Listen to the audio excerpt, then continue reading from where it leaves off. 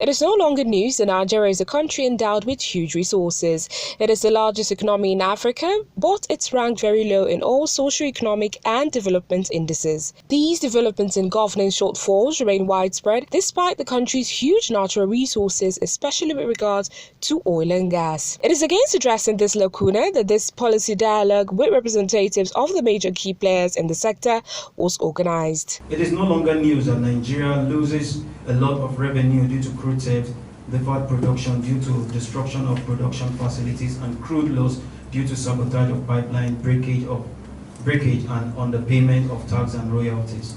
Corruption in Nigeria has become legendary, mostly fueled and sustained by the opaque nature of the oil industry. The oil and gas sector in Nigeria has no mechanism for verifiable measure of volume of reserves. There is no independent, objective, and fair oversight of the sector.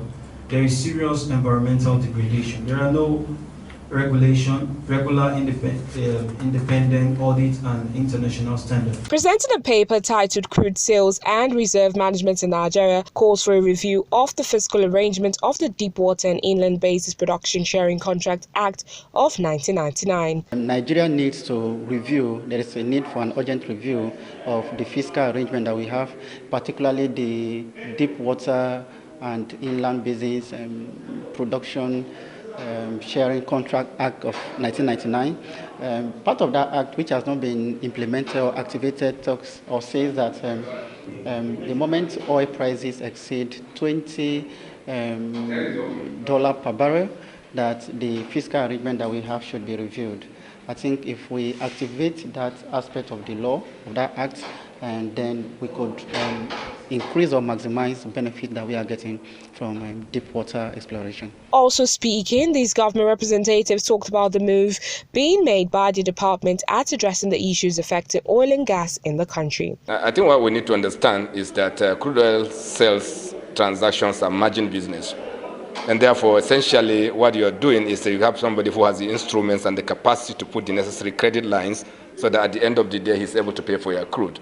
And we know that a number of Nigerian companies are capable of doing this. Our objective will be to ensure that there's maximum participation of Nigerian companies in the crude oil sales transactions in coming years, and particularly in 2018. Yeah, reserve volume addition is an incentive issue. And the Nigerian government is doing her best to give incentives that encourage exploration.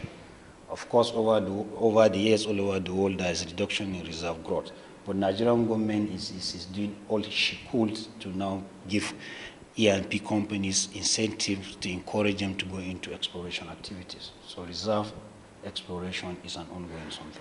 The policy dialogue and the research on crude sale and reserve management at the end will not only be diagnostic of policy problems, but would also provide opportunity for stakeholders to brainstorm and suggest ways of addressing the numerous identified lacunas bedeviling the sector in Nigeria.